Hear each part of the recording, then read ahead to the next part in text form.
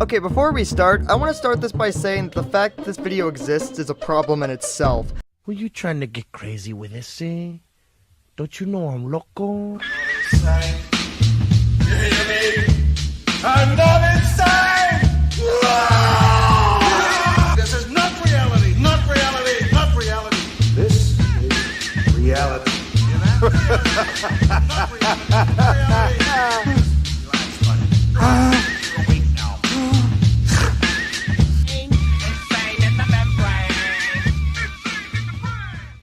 When you think of commentators that were popular, then got ousted, who do you think of?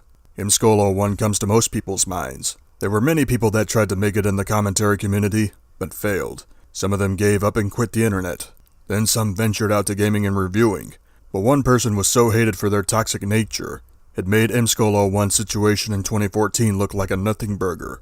I'm talking about Ray Kohai, a user who was originally known as Ryan Rhino Mills, a commentator well known for the series Let's Just Comment, since gore commentaries would have been too edgy. Now before I analyze the insanity of Ray Kohai, I want to say this. I don't care about the commentary community today, and 90% of the community do not like me. That's fine, but in this instance, I will come to the defense of the community because of this nutjob Ray. Where do we start? Let's start in the year 2014. Ray was a respected commentator mainly for being a jokester in their commentaries. Then a user named Mr. Flipper Invader 782 made a controversial commentary on Lacey Greaves' video on victim blaming. By the way, anyone blaming someone for something that they never did are scumbags and should be called out for it. All of the victims of Ray's abuse did not deserve it, and I don't care who tries to refute me on that. If you justify victim blaming, I will call you out. Nonetheless, Ray called out Flippy in an unscripted and minimally edited video. Since the video does not exist, I'm going to use an example from Dirtbike Reddit over Flippy's bad points about victim blaming. Depending on the scenario, judges whether or not the victim is to blame or not. Like a celebrity taking new photos of themselves and a hacker goes and steals them and posts them on a forum website. Flippy, you are wrong. That is not even close to what victim blaming is. Victim blaming occurs when the victim of a crime or any wrongful act is wrongfully, and I do put emphasis on wrongfully, held entirely or partially responsible for the harm that befell them that they could not avoid. It does not matter what the fucking scenario was. It does not matter what clothes they were wearing. It does not matter what street they walk on. It does not matter what time of day it is. No one, male or female, deserves to get raped, and it is never the victim's fault. Ever. In the case of Ray, they were so pissed at Flippy that they yelled, screamed, and possibly broke their own headphones conveying a point against Flippy. It was a massive firestorm that Flippy would immediately regret. Since then, Flippy changed his views on women and has bettered himself by enlisting in the military. Meanwhile, we all know where Ray went. Ray's commentary on Flippy would be the first sign of insanity. As Ray would go on to provide entertaining commentaries afterward, they would be dismissive of videos that did not have a higher quality video editor such as Sony Vegas or Adobe Premiere. This would be a movement called Black Borders Matter, implying that commentaries with a black background would turn off viewers. I'm not sure about this, but Ray also could have been the one that told commentators to add background music. Could have been someone else. Nonetheless, this Black Borders Matter movement led to this video. Since the original video is gone, I'm going to use a snippet of Just a Robot's video. If you happen to watch Ski Hound, or heck, watch my video on YouTube 101, you'd somewhat know of a concept we jokingly labeled hashtag Black Borders Matters. You hear that? It was a joke! At the very least, I should clarify some confusion that people have with the Black Borders complaint. Black Borders Matters is a suggestion, not a requirement. Hold on a second. I thought you said it was a joke. Hear that? It was a joke! Is it a joke or is it a suggestion? Not only was this a double standard on the part of Ray, but it also showed another sign of insanity, being obsessed with quality to a point where nothing else matters. If the quality was not up to Ray's standards, they would flat out say they don't give a shit about the video. Even if the video had better quality by having no black borders, the video would still be ridiculed. This is a sign of psychopathy. You heard me right, psychopathy. A developmental disorder marked by emotional deficits and an increased risk for antisocial behavior. Part of being a psychopath is having such an ego. You feel like you are in control of people's emotions without thinking about it. The reason why I mention this is because what you are about to see is evidence of a psychopath. Before I get started, I would like to thank Artemim Musha, formerly known as Akraloth2160, for bringing all of this into the limelight with a Google document. Link will be in the description. With that being said, I need to walk a fine line here because some members of the commentary community hate me so much that if I mention their names or present names and evidence uncensored, I could risk a warrant for my arrest. So for the safety of some of the victims, I will keep their names out of my mouth to avoid legal trouble. Aside from that, let's understand why Ray is absolutely insane and try to understand these conversations. Our first subject is Space Guru 5. Okay, so I'm just getting around to reading what was posted earlier. And how was Sarah's picture that big of an issue again? I get it. Some commentators are disliked and so people make them into memes. But from what I could tell, Sarah's picture was less about toxicity and more of just, well, making a joke. If you thought it was unfunny, fine. It didn't need to blow up like this, nor did it warrant a whole argument about toxicity. P.S. Y'all meme things all the time, so don't even. Bitch, there wasn't a single part of this response that didn't dodge the point. What was wrong with it again?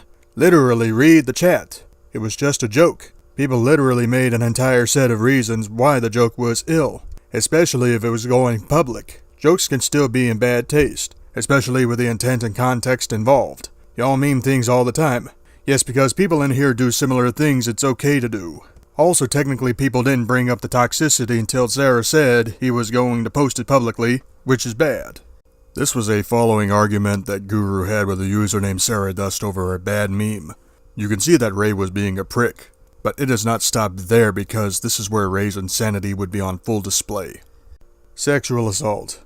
Now for my response. Guru, as someone who struggles with PTSD and currently isn't able to get as much treatment as you say trauma victims should get because healthcare is hard to get in the US when you have no insurance. Fuck off. I can't get as much treatment, by the way, because Texas makes it harder to get insurance. I'm still seeking it in therapy. While I currently have it, it's harder to get people with trauma don't just have a snap and recover from trauma button. Plus, wow, you are really trying to antagonize people with trauma, aren't you? Like, are you right that trauma victims should learn to live better? Yes.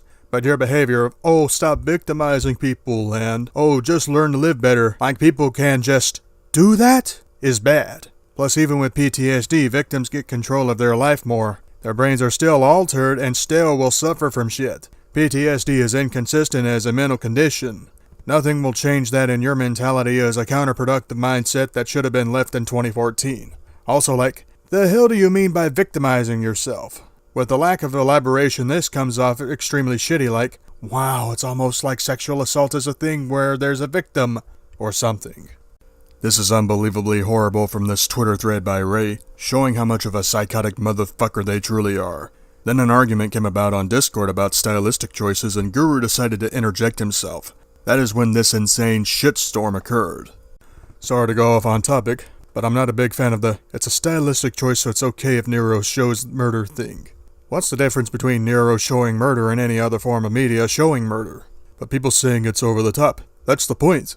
Good visual representation is good. Plus it's not like that's how Neros actually feels. It's obvious Neros is playing a persona. Heck, the comments show that. It's still in pretty poor taste though, like executing someone because you don't like their video. But you're treating if that is the person behind the persona's belief, that it's warranted, when it's obviously a stylistic choice. That excuse of style only goes so far. You're acting like Neros is actually calling for Larry's death. Let's say I decide to change up my style to show me raping my target at the end because I hate their video. It's one character killing another person's character. No. That comparison is overkill. And the person whose character was killed, but it's still a stylistic choice. I'm not really asking for rape. Doesn't mind it. So what's the problem? You're really dead set on dying on this hill, huh? The problem is that it's superfluous. You find that it's unneeded. But that's your opinion. Thank you! Like. Well, that actors that play characters that kill other people are suddenly ruining their image. I know I shouldn't bring this up. You're just people on the internet, though. But Meowth essentially contradicted his disclaimer and dropped the act toward manga comment and told him to legit get cancer. People can act on the internet. I'm sorry, do you think the AVGN isn't playing a character? Of course not. It's a skit, an animation, not a real thing that's happening. Like, can we criticize that it's in poor taste? We can criticize the joke being executed poorly, but unless he gives any sort of indication that he actually means it, then on its own, shouldn't it be an issue? But he still depicts it. And what's wrong with that? Other things depict murder all the time. It's unneeded in a commentary. You can argue it's always unneeded. Subjective. To you it is. For me, it fits the plot of my series. For other commentators, it puts them in a new scenario. Forget it, y'all don't understand. By that logic, Megatron actually wants to rape people because he did a rape joke. This is honestly not as deep as you're acting like it is. Like it's not the complaint is unwarranted, but... And you're still getting mad on behalf of a person who doesn't care about their persona was killed. Point blank. Oh yeah. Let's also consider that Nero's found non-existent faults just so he could show it. I could bring up the second, if, as a whole. You're acting like he intentionally made up faults. Like his whole grand plan was to make an animation of his character killing Larry when he just needed an excuse. You're now assuming intent. Can I add something? I think everybody assumes intent when people interpret content that was not made by the person in question. You know, the only way that could be the initial intent is if Nero's had any sort of malicious spite from the get-go. But his assumption is a stretch. The biggest reach. As far as that goes, there was none. Again, we can criticize the joke, but we can't assume the worst out of the person just because they did that. This is acceptable to you guys, apparently. No offense given, but her story told you a while back I feel you're too biased, Guru. Yeah, I did watch that, but... Okay, first off, warn us next time. But it's his style. Get over it. Like, this is tame for me, but that's because I've seen worse. But, note. Just forget it. I'm done. Mind if I butt in that none of you guys aren't getting anywhere? Can y'all just agree to disagree and leave at this because this here is unneeded. All of you. Yeah, this is literally going nowhere. Sorry for ruining your day. Again. Look, honestly, I came in for the pick. I personally don't care. Nah, it's fine. It's like going in circles, really. I'll just see myself out. I'm fine with killing the conversation. I think this is a matter of what you guys perceive to be tasteful and not so tasteful in your eyes. This is something that can be argued until the end of time. I also agree to drop it. Both sides have valid arguments and nobody can win this. I understand both sides here. I understand Guru's distaste and I understand your guys' stance on Nero's Q's execution defense. But is it really worth an argument? I'm just in between, I guess, but I get both sides. To be fair, most arguments aren't really worth it. The deleted user was Ray after leaving Discord, but the chat logs were archived. This stylistic choice would be blown up in Guru's face after complaining about Nero's Q, the king of edgy commentaries. Was called out mostly for the gory image of Guru Larry, aka Larry Bundy Jr. Ray would essentially imply that Guru was a pussy for not handling Nero's Q's stylistic choice in destroying Larry Bundy Jr. And now we get to the worst part of the Space Guru 5 saga. Dude, combat flashbacks. That was an epic joke. Haha, more like epic. Haha, fun. Epic joke, Guru. Epic time. Epic. Just don't point gun barrels in my face. Down with Diddy Kong. Down with Diddy. Ha! Wait, do you actually have combat flashbacks or was that a joke? This piece of shit not only triggered Guru with a picture of a gun considering that Guru served time in the United States Army, but he actually asked if it was a joke. If Guru didn't have PTSD, he would hit you in the head with a shovel for that offensive remark. Space Guru 5 has PTSD and I'm not dumb enough to fuck with him. So what gave you that right, Ray? Even Youngblood Fantasy 91 would call that evil. Now to a user in which I will censor the name of the victim, but I will show this conversation to prove how horrible Ray Kohai truly is. Hey, I wanted to say, I have been getting a lot of complaints from people in the chat about you making comments that are inappropriate and crossing boundaries. Some cases are also being boundaries that were previously set. I really want my chat room to be comfortable for the people in it, and with these complaints still coming to me, I'm going to have to ask you to exit from the comfy cavern, please. Okay, what did I say? As much as I want to fill you in, given specific instances risk giving names out, and I really want to respect the privacy of the people in the chat. I apologize. That's fair, but I can't learn from whatever I did wrong unless I know what it is. I understand, but that's also not my place. That is to the people with the issues to bring up to you personally. I don't want to take those opportunities and words away from others. Can you at least encourage them to come to talk to me about whatever it is? I can consider, but that is not very much my hula hoop outside of what I do with my chat. I know that's not necessarily what you'd like to hear, but outside of what I do with my chat, I don't feel comfortable having this be my business. When can I be let back in? I'm not currently sure how to answer that. Apologies. Clearly, this victim was kicked out of a server for saying inappropriate things, but Ray failed to clarify what the inappropriate remarks were. Why did you soft block me? What did I do? It's not my place to talk about. So you're just going to believe whatever it is you were told without hearing my perspective? There have been multiple times where people who were uncomfortable with you and told you to stop. It'd be different if it were a one-time thing, but it's not. I can't remember any time where I was told to stop doing something and didn't. Even if you don't remember it, they still did. Examples?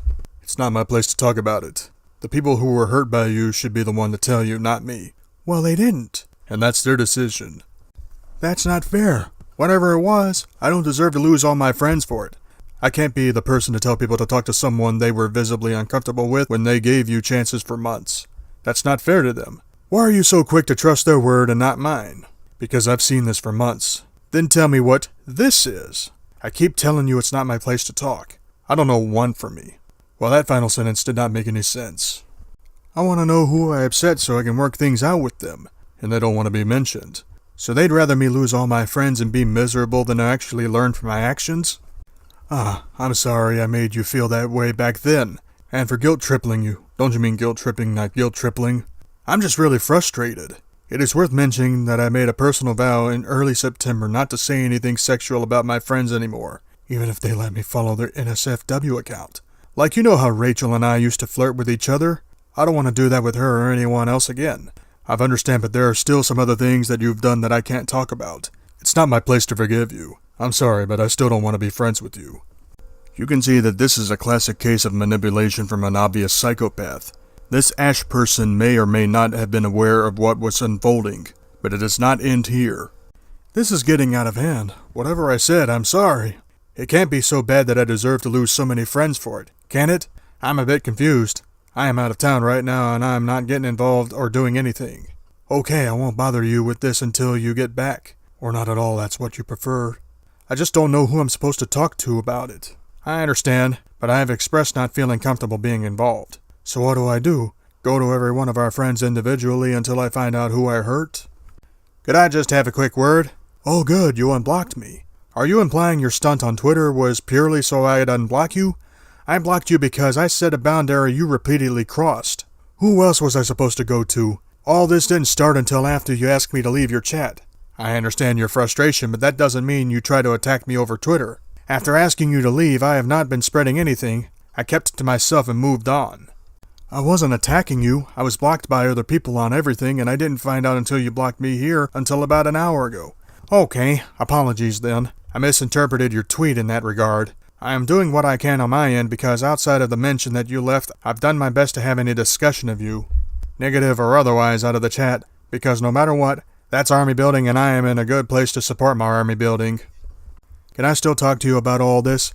I'd prefer if you didn't. Not even just cause I don't want to be involved really, but because I am way too focused on making it through Christmas right now. Okay, sorry, I didn't think about that. Now the big shoe drops, and this is what really pisses me off about Ray Kohai. Did you just unfriend me on Switch of all things? This is the last time I'm saying on the matter, but I have had my boundaries crossed several times. I do not want to be talked in a manner where I feel like I'm being shamed for simply unfriending you on Switch, as if I owe you that in any way. I do not, and I do not wish to continue this friendship. I apologize. Have a good night. Don't you mean I do not want and I do not wish to continue this friendship? These people, man, I swear.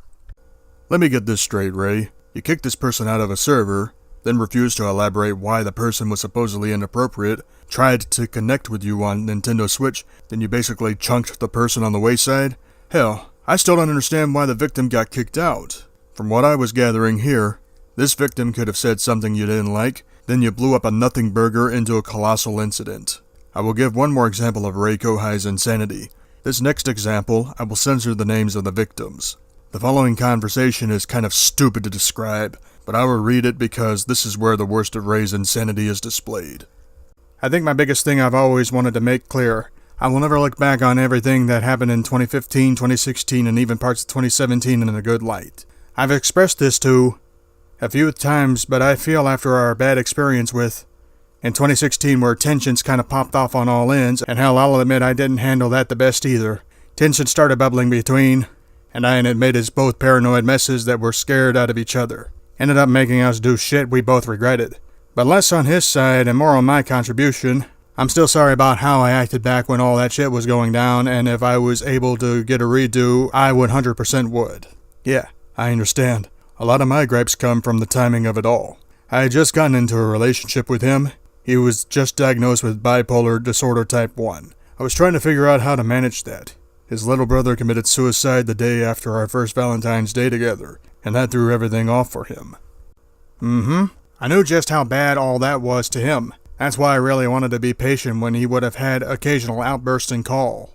I don't say that as a diss to him, by the way. If I went through what he went through, my emotions would be hard to manage too. Hell, late 2017 I got PTSD, and that has made my emotions all over the place all year. That's a decent part of the reason a lot of what happened late this year happened. Not that my PTSD makes anything I do okay. I'm more saying I understand where it comes from in that regard. I took my distance because a lot of what was going on between him and I was getting bad for both of our healths. But I'll admit my timing of when I distanced, the way I said it, and the way I fucking popped away afterwards were all fucking terrible. I've had people do to me the way I did, after the fact, and it made me realize just how much I don't like it. Therefore, the fact that I did it too does make me feel regret. As far as my end goes, nobody asked me how I was doing, and I don't think people understood it at all. I was 20. I had no idea how to deal with all of his outbursts by myself, but I was forced to after a while because of the exclusion. The outbursts and calls barely scratched the surface. Don't you mean outbursts? Compared to outbursts he had with me. He was screaming, he was breaking knives, he was hyperventilating and screaming uncontrollably. And I had to swallow it and deal with it on my own. And every time he would ask me, "Where's person X or Y or Z?" I had to make up all sorts of excuses in your guys' defense. And there were times where that made him angrier at me. Mind you, I had already been dealing with depression-induced psychosis since I was 14. I didn't know what to do. I was begging for help in any way I could get it. Shit, I had never thought of it from that angle. I'll be honest, I only recently fixed my whole perspective on conflicts and how I deal with them, and you're right. It wasn't good on my end to not see how you were doing during this whole thing.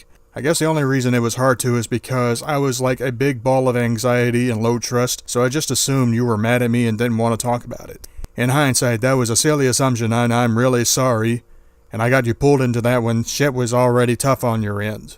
I'll admit my biggest regret was how much I tried getting people involved in that shit, but it's something I try not to do now. Whenever I have beef with anyone, if someone says they want to get involved, it's an immediate no for me now. 'Cause it's my battle that I picked, not anyone else's. And I know myself how it feels to have a lot of people involved in a beef one has with someone else. It makes at least one of the sides more scared and less rational, and that's assuming both sides don't become scared out of their mind. I don't remember if I said that, but I'm not going to say it outright didn't happen. But if it did happen, I would never say as much like that about you simply because you had nightmares and were expressing them. Depending on when it was, it might have been when was suicidal and people were in my DMs to talk with him. But even then, after you apologized to me, I wanted to drop it because I hate holding grudges, especially nowadays since it just reminds me of how I used to be. I want to say this because it does mean a lot for me to say this. If I knew, and I mean really just knew how bad this was all getting to you, I would have stopped. I don't want to mean like, oh, you should have told me more. No, I mean that is, and I had a legit lack of perspective in how I dealt with others and how to deal with them. I never dealt with people as much growing up due to having, like, maybe one friend, who was my cousin, before entering the CC. So I had no experience on this stuff. Not that it excuses any of it, but if I had the knowledge I have now back then, or hell, even in the whole drama with a couple of months ago, I'd do everything I could just to make sure everyone was okay. I was more focused on myself during most of my beef with, and for that, I deeply apologize to you. And I'm sorry if I came off as desperate and mean about the whole thing, 'cause I know I had my moments. Oh yeah, I completely understand. Quiz's reaction was partly my doing.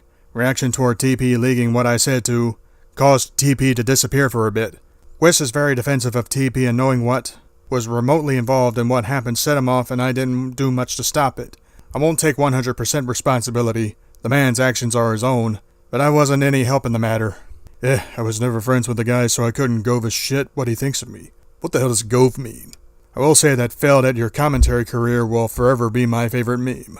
Yeah, in hindsight, Gwiss's biggest thing I noticed is he can get a bit dramatic with his beefs. Even when I watched the video, I felt this itch in the back of my head like, this is bad, this is wrong, stop, quit, cease. Are you kidding? I laughed until I couldn't breathe just at that one line alone. How are you going to insult me with a hobby I have no time for? Anywho, it was dumb. You can observe how insane Kohai was. I cannot show you the full conversation here, but this goes on for a long time. But from what you see, they clearly did not give a shit about one of the victims going through personal struggles, but they decided to play a game with the victim in question in the chat log. Once the victim realized that they were being played, the victim in question was upset. Same with the other victim. This is how a psychopath operates. If you want to see the entire documentary, link will be in the description once again. Now I want to give my own perspective of Ray Kohai. I never liked Ray Kohai. When I called out Ray in 2015 for their Patreon, everyone in the CC wanted my blood. And I'll show you the worst part of this old rant. $50 for a commentary. $50! $50 for a video that has someone giving a user in question criticism. Why, Rhino? That's pathetic. Yeah, I will admit that that rant sucked. But at the same time, I did point out how disingenuous Ray was even back then.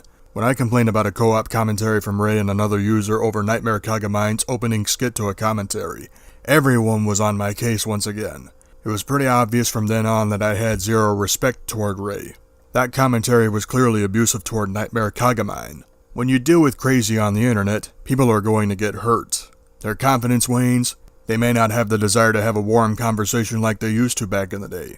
Sure, people have accused me of killing the commentary community in 2016, but when a respected member turns out to be an insane piece of shit, upfront assholes like me lose heat from the community.